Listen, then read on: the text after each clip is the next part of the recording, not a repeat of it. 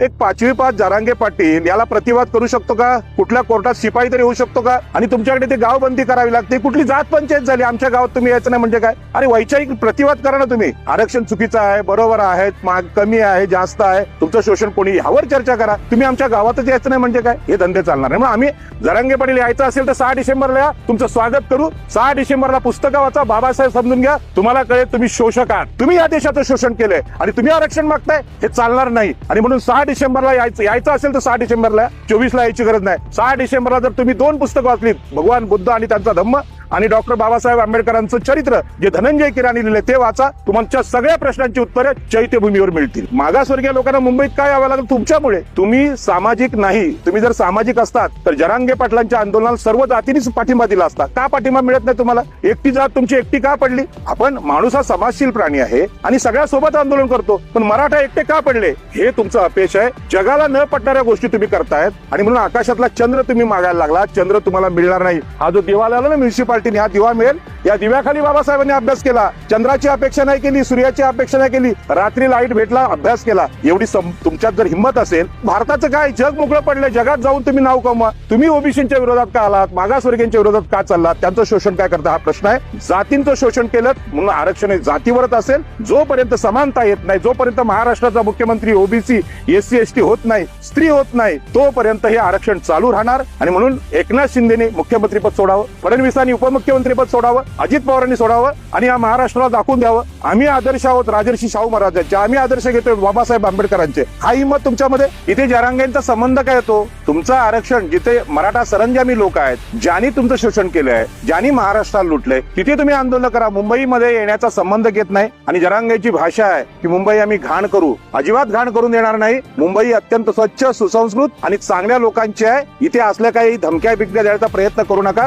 कारण मुंबई ही 2-2.5 हजार वर्षापासून सम्राट अशोक भगवान बुद्धांपासून स्वतंत्र राहिली, कुणाची गुलाम राहिलेली नाही. आणि मुंबईवर अधिकार गाजवण्याचा प्रयत्न ज्यावेळी इंग्रजांनी केला, पोर्तुगीजांनी केला, मोगलांनी केला, त्यांना आम्ही समुद्रात बुडवलंय. तुमचं ही मराठेशाही आहे ना, ती तिकडेच कुठेतरी ठेवा. इकडे तुमची ती घाण घेऊन येऊ नका, ही माझी विनंती आहे.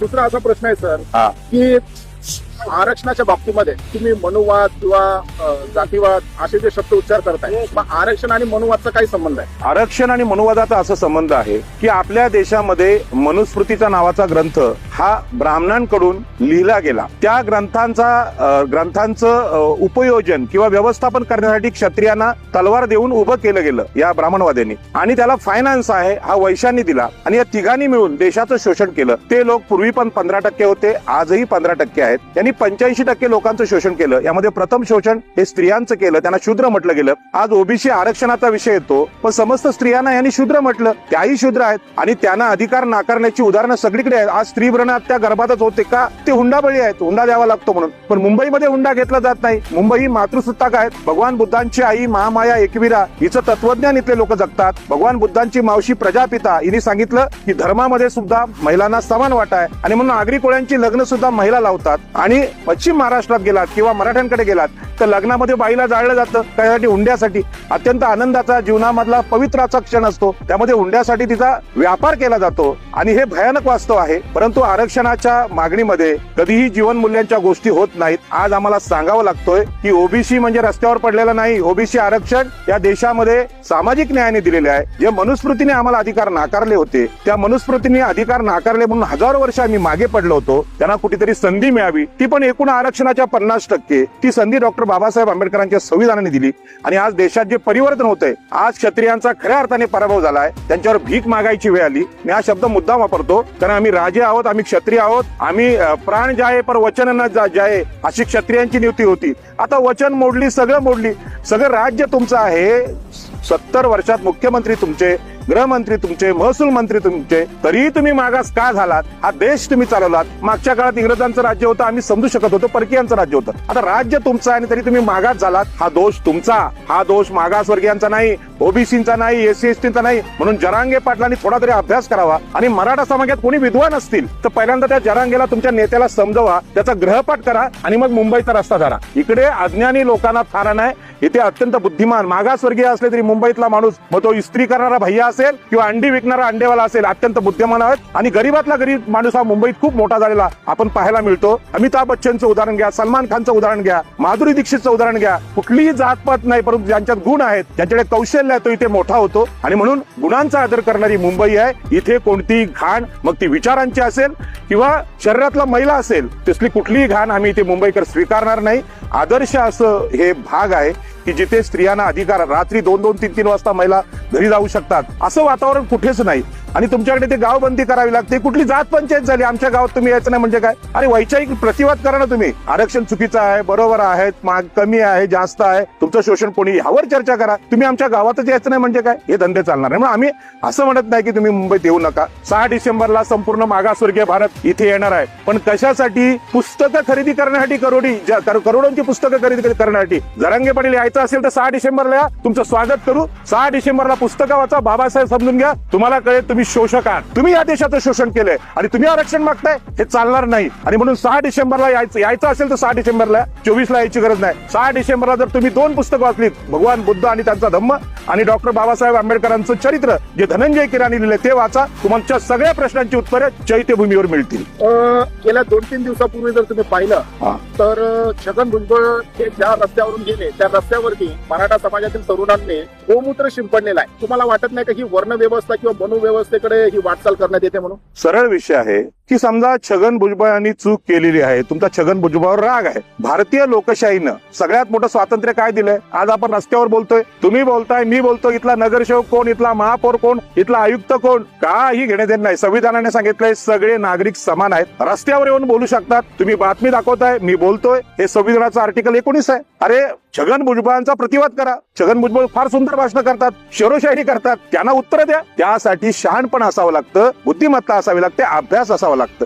हे गोमूत्र शिंपडणं कुठलाही माणूस अरे बघा, गाय सुद्धा प्राणीच आहे, म्हैस सुद्धा प्राणीच आहे, कुत्रा सुद्धा प्राणी आहे. गायीचं मूत्र शिंपडणं काय, कुत्र्याचं काय, एकच आलं. पण माणूस एवढा हलका झाला का प्राण्यापेक्षा? आणि म्हणून माणसाला कमी लेखणाऱ्या ज्या गोष्टी मनुस्मृतीने सांगितल्यात त्या निषेधार्ह आहेत. आणि गोमूत्र शिंपडून कोणी पवित्र होत नाही. असं म्हणतात की मासा नेहमी गंगेच्या पाण्यात पोहतो म्हणून तो पवित्र होतो का? मासे तर समुद्रात असतात, ते रोज पोहतात. पवित्र कशाने माणूस होतो? पवित्रतेची व्याख्या काय? तुम्ही तुमच्या अंगामध्ये चांगले सद्गुण आणाल, लोकांना न्याय देण्याचं काम कराल, लोकांना मदत कराल, त्यावेळी तुम्ही पवित्र व्हाल. पवित्र गोमूत्र शिंपणं किंवा तो पवित्र होतो किंवा कोणी अपवित्र होतं, ह्या कालबाह्य गोष्टी आहेत. आणि म्हणून जे कोणी आज हे गोमूत्र शिंपडण्याच्या गोष्टी करतात हे अजूनही मनुस्मृतीच्या काळात आहेत आणि मनुस्मृती बाबासाहेबांनी जाळलेली आहे.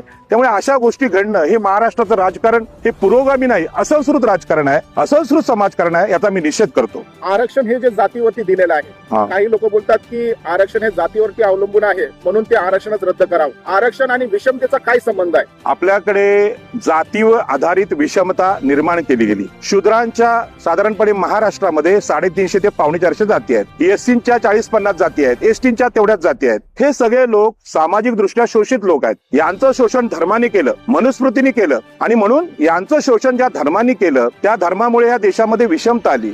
या विषमतेचं रूपांतर समानतेमध्ये व्हावं म्हणजे जे पुढारलेले लोक आहेत, ब्राह्मण, मराठे, वैश्य, ब्राह्मण, क्षत्रिय, वैश्य, यांच्या बरोबरीने इथला मागासवर्गीय आदिवासी असेल, मातंग असेल, चर्मकार असेल, धोबी असेल, परट असेल, आगरी असेल, कोळी असेल, यांनी समानतेने यावं यासाठी आरक्षणाची रचना केली गेली. मग ज्या जातींचं तुम्ही शोषण केलंय ते शोषण आज तुम्ही मान्य करत नाहीत. मराठा आरक्षणाच्या चर्चेत मराठ्यांनी इतर जातींचं शोषण केलंय ही गोष्ट समोर येत नाही आणि त्यामुळे आरक्षण लोकांना सवलत वाटायला लागली. जसं बसमध्ये आरक्षण असतं महिलांचं, वृद्धांचं, अपंगांचं, तसं वाटायला लागलं. तसं नाही. हे जन्मावर आधारित या जाती, ज्या जातीत तुम्ही जन्माला आलात, हलक्या जातीत, त्याच जातीत तुम्ही मरायचं. त्याचा मार्ग कोणी सांगायला तयार नाही. मध्ये एकदा मोहन भागवत यांनी म्हटलं की आम्ही या देशाचं 5000 वर्ष शोषण केलं, पण ब्राह्मणांनी एकट्याने शोषण केलं नाही. तलवारी क्षत्रियांची होती, सत्ताही क्षत्रियांची आहे. जसं महाराष्ट्राचा मुख्यमंत्री आज एकनाथ शिंदे आहे, परंतु खरा कल्पक जो माणूस आहे तो देवेंद्र फडणवीस आहे. त्या दोघांच्या कल्पनेतून आजची सगळी आंदोलनं आणि हल्ले प्रतिहल्ले चालू आहेत. त्याच पद्धतीनं जातीवर आधारित तुम्ही शोषण केलं, त्याच्यामुळे आरक्षण सुद्धा ज्यांचं शोषण झाले त्या जातींना मिळणार. तुम्हाला आरक्षण कसं मिळणार? कारण तुम्ही लुटा लुटारू आहात. लुटारूशी कधी न्याय होत नाही. जो लुटला गेलाय त्याला चोरीचा माल परत करायचा आहे. तुम्ही यांच्या जमिनी, पाणी, जंगल, शिक्षण, आरक्षण, धर्म सगळं काही चोरलेलं आहे. साहेब वाईट याचं वाटतंय, बाबासाहेब आंबेडकरांची क्रांती प्रतिक्रांती असेल, बाबासाहेब आंबेडकर, महात्मा ज्योतिबा फुले, राजर्षी शाहू महाराज यांना महाराष्ट्राचं शोषण दिसलं. आताच्या कुठल्याच राज्यकर्त्याला शोषण दिसत नाही. त्यांना एवढंच दिसतंय की मागासवर्गीय जातींना आरक्षण दिल्यामुळे आमच्यापेक्षा चांगले कपडे घालून हे रस्त्यावर उभे राहायला लागले. यांचं दुःख हेच आहे, यांना मागासवर्गीय माणसांनी केलेली प्रगती खपत नाही आणि त्या दुःखापोटी ही मागणी यायला लागली की मागासवर्गीयांचं आरक्षण रद्द करा असं यांना म्हणायचं आहे. कारण भाषा तीच आहे, मराठ्यांना आरक्षण मिळत नसेल तर आरक्षणच रद्द करा. अरे तुम्ही कोण विचार करणार आहे? आम्ही संविधान स्वीकारलं, संविधान सभेत बाबासाहेब आंबेडकरांनी युक्तिवाद केले, नंतर हे संविधान स्वीकारले. 70-80 बॅरिस्टर त्यावेळी संविधान सभेत होते. असे आता हे 70-80 बॅरिस्टर लोकांनी ज्याला समानतेला मान्यता दिली, जे संविधान स्वीकारलं, आरक्षण स्वीकारलं, एक 5वी पास जरांगे पाटील याला प्रतिवाद करू शकतो का? कुठल्या कोर्टात शिपाई तरी होऊ शकतो का? एवढं मोठं नेतृत्व मराठा समाजासारख्या विद्वान आणि सुसंस्कृत समाजाने का द्यावं? याचं कारण आपण ओळखलं पाहिजे. कुठलाही विद्वान नेता म्हणजे सर्वोच्च न्यायालयाचे न्यायमूर्ती PB सावंत यांनी आरक्षणावर आणखी चांगले व्हिडिओ टाकलेत, ते जाणकारांनी बघावं. पण त्यांनी सांगितलं मराठा समाज हा सामाजिक दृष्ट्या मागासलेला नाही, त्यामुळे त्याचा आरक्षणाचा संबंध घेत नाही. एवढं आपल्या मराठा समाजाच्या बांधवांनी सांगितलं तरी जर तुम्हाला कळत नसेल तर हा जो बालहट्ट आहे, हाऊस असेल तुम्हाला तर मुंबईत या. मुंबईतला छोटा रस्त्यावरचा माणूस आणि रस्त्यावरची स्त्री सुद्धा बंडखोर आहे. ती तुमचं ऐकणार नाही असल्या गोष्टी. त्या बीडला ठीक आहे, पण बीड मधून अनेक शोषित लोक इकडे आलेले आहेत, रोज आमच्यासोबत बोलतात. तशी दादागिरी तिथे चालते आम्हाला माहित आहे. बीड वरून मागासवर्गीय लोकांना मुंबईत काय यावं लागलं? तुमच्यामुळे. तुम्ही सामाजिक नाही. तुम्ही जर सामाजिक असतात तर जरांगे पाटलांच्या आंदोलनाला सर्व जातींनीच पाठिंबा दिला असता. का पाठिंबा मिळत नाही तुम्हाला? एकटी जात तुमची एकटी का पडली? आपण माणूस हा समाजशील प्राणी आहे आणि सगळ्यासोबत आंदोलन करतो, पण मराठा एकटे का पडले? हे तुमचं अपयश आहे. जगाला न पटणाऱ्या गोष्टी तुम्ही करतायत आणि म्हणून आकाशातला चंद्र तुम्ही मागायला लागला. चंद्र तुम्हाला मिळणार नाही. हा जो दिवा लावला ना म्युन्सिपाल्टीने, हा दिवा मिळेल. या दिव्याखाली बाबासाहेबांनी अभ्यास केला. चंद्राची अपेक्षा नाही केली, सूर्याची अपेक्षा नाही केली. रात्री लाईट भेटला, अभ्यास केला. एवढी तुमच्यात जर हिंमत असेल, भारताचं काय जग मोकळं पडलंय, जगात जाऊन तुम्ही नाव कमवा. तुम्ही ओबीसीच्या विरोधात का आलात? मागासवर्गीयांच्या विरोधात का चाललात? त्यांचं शोषण काय करता? हा प्रश्न आहे. जातींचं शोषण केलं म्हणून आरक्षण हे जातीवरच असेल. जोपर्यंत समानता येत नाही, जोपर्यंत महाराष्ट्राचा मुख्यमंत्री ओबीसी, SC ST होत नाही, स्त्री होत नाही, तोपर्यंत हे आरक्षण चालू राहणार. आणि म्हणून एकनाथ शिंदेने मुख्यमंत्रीपद सोडावं, फडणवीसांनी उपमुख्यमंत्रीपद सोडावं, अजित पवारांनी सोडावं आणि या महाराष्ट्राला दाखवून द्यावं आम्ही आदर्श आहोत राजर्षी शाहू महाराजांचे, आम्ही आदर्श घेतोय बाबासाहेब आंबेडकरांचे. हा हिंमत तुमच्यामध्ये नाही, कारण तुम्हाला सत्ता सोडायची नाही आणि सत्तेचं हे भांडण आहे. 1 एकर जमिनीचे मालक आहेत जरांगे पाटील, पण भूमिहीनांचं काय? हा माझा जरांगे पाटलांचा प्रश्न आहे. तुम्ही आता छत्रपती शिवाजी महाराज, राजश्री शाहू महाराज आणि महामानव डॉक्टर बाबासाहेब आंबेडकर यांचं नाव घेतलं. आरक्षणचे जनक तर राजश्री शाहू महाराज आहेत आणि त्यांचीच मग पुढे महामानव डॉक्टर बाबासाहेब आंबेडकर यांनी संविधान रूपी आरक्षण दिलं. आज जे आरक्षण मागतायत यांच्या साध्या स्टेजवरती देखील राजश्री शाहू महाराजांचा फोटो नाही किंवा पुतळा नाही किंवा बाबासाहेब आंबेडकर यांचा देखील फोटो नाही. याच्यावरती काय बोलणार? आणि दुसरं असं आहे की जी लोक 150 JCB मधून फुलं उधळण्याचं काम करतात, हा समाज मागास कसा? बघा, माणसाची ओळख ही त्यांच्या विचारांमुळे होते. नाहीतर बघा, कुत्री, मांजरी, अनेक प्राणी आहेत, ते बोलू शकत नाही, ते विचार व्यक्त करू शकत नाही, परंतु ते ऍक्शन करतात. तुम्ही कुत्र्याला काय खायला दिलात, तो शेपटी हलवतो, पाय चाटतो. गाय आहे, बैल आहे, असं आपली कृतज्ञता व्यक्त करतात. परंतु माणसाला विचार असतात आणि विचारांनी माणूस मोठा होतो. नाहीतर बघा, 50 किलोचा देह सगळ्यांना भेटलाय, डोळे सगळ्यांना, सगळं आहे, पण एक माणूस महामानव होतो म्हणजे काय होतो?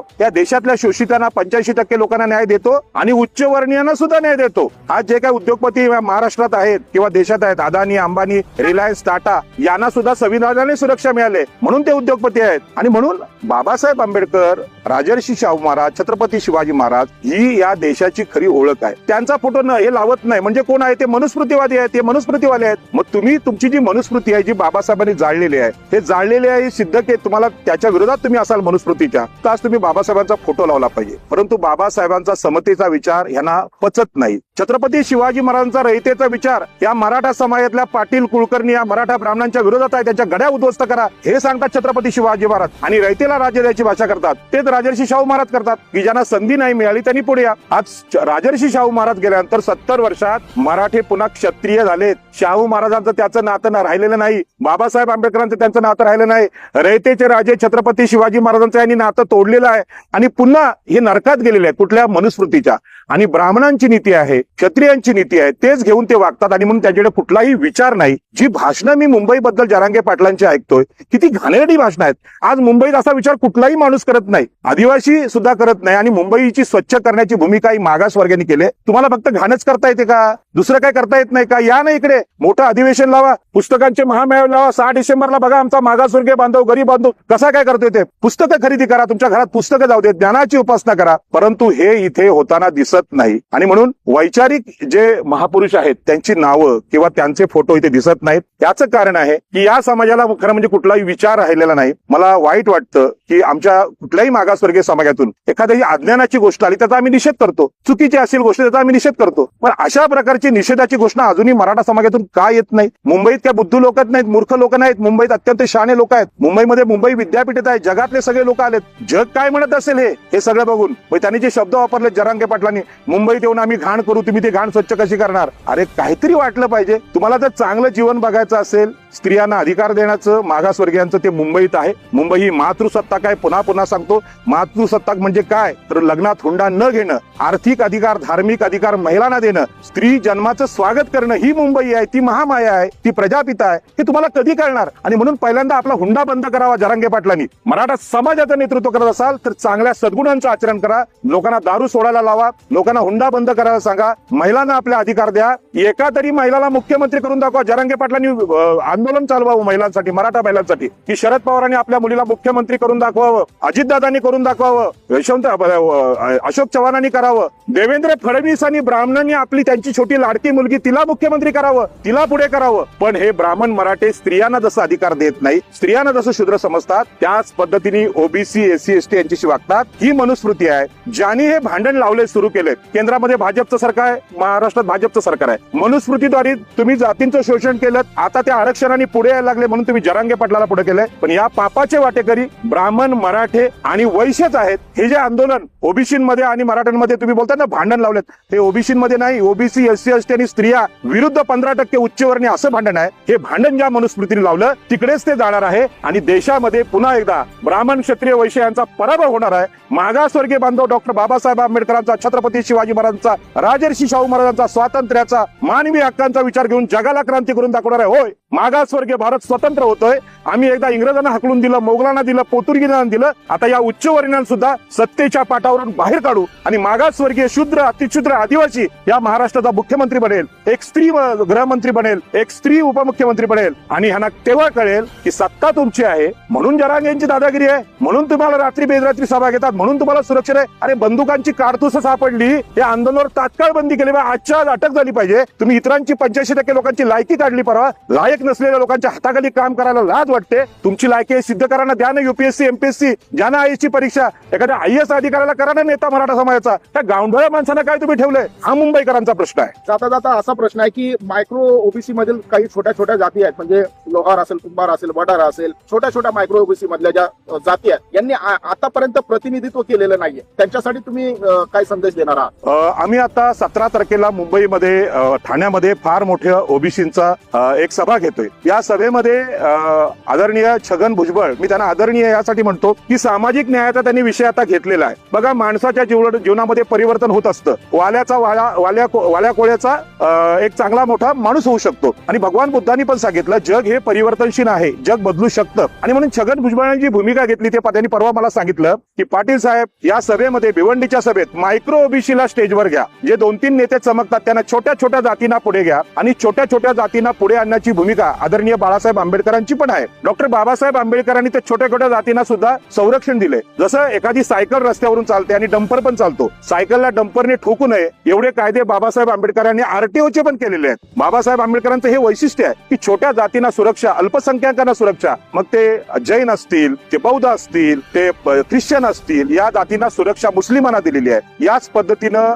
सगळ्या धर्मातल्या मागासवर्गीयांना, छोट्या जातींना स्टेजवर आणण्याचा प्रयत्न त्या दिवशी होणार आहे. त्यांना छोटं का होईना, 1 मिनिटाचं का भाषण होईना, ते करायला आम्ही देणार आहोत. आणि म्हणून महाराष्ट्रातल्या छोट्या जातीने जिथे लांब असाल तिथे यावं. CWC चॅनलचे आमचे संपादक आहेत, त्यांच्याकडून नंबर घ्यावा. त्यांना तिथे सन्मानाने बसवण्याची जबाबदारी माझी असेल. आणि त्याला कोणी जर ओबीसीने विरोध केला त्याला खाली खेचण्याची ताकद इथल्या आग्र्यांमध्ये आहे. आणि आम्ही नेहमीच दिबा पाटलांच्या नेतृत्वाखाली इथे सगळ्यांना नेतृत्व द्यायचा प्रयत्न केला, न्याय द्यायचा प्रयत्न केला. 12.5% लढाईमध्ये दिबा पाटलांनी सांगितलं की आमची जमिनीचे मालक झालो होतो बाबासाहेब आंबेडकरांच्या कुळकायद्याने, आज त्या जमिनी चालल्या म्हणून त्यांना 12.5% भेटले पाहिजेत. पण 12 बलुतेदार आहेत या मुंबईत आलेले कामानिमित्तानं, त्यांना सुद्धा 40चा भूखंड भेटला पाहिजे. दिबा पाटलांची भूमिका होती. नवी मुंबई विमानतळामध्ये वडार, मातंग, बौद्ध यांची घरं वाचली पाहिजेत, धनगरांची घरं वाचली पाहिजेत, ही भूमिका घेऊन मी काम केलं. आणि 2000 वर्षापूर्वीची बौद्ध लेणी, जी समता शिकवणारी भगवान बुद्धांची विचारसरणीची लेणी आहेत, हे वाचवण्यासाठी आम्ही काम केलेलं आहे. आणि ही साक्ष देऊन सांगतो की महाराष्ट्रातल्या छोट्या छोट्या जातींच्या नेत्यांनी माझ्या घरी वस्तीला यावं. त्यांची सोय समुद्रकिनारी आम्ही केलेली आहे. मासे आणि भाकरी खाऊ घालायचं मी वचन देतो. आणि या सगळ्या छोट्या छोट्या जातींनी ह्या 17 तारखेला यावं.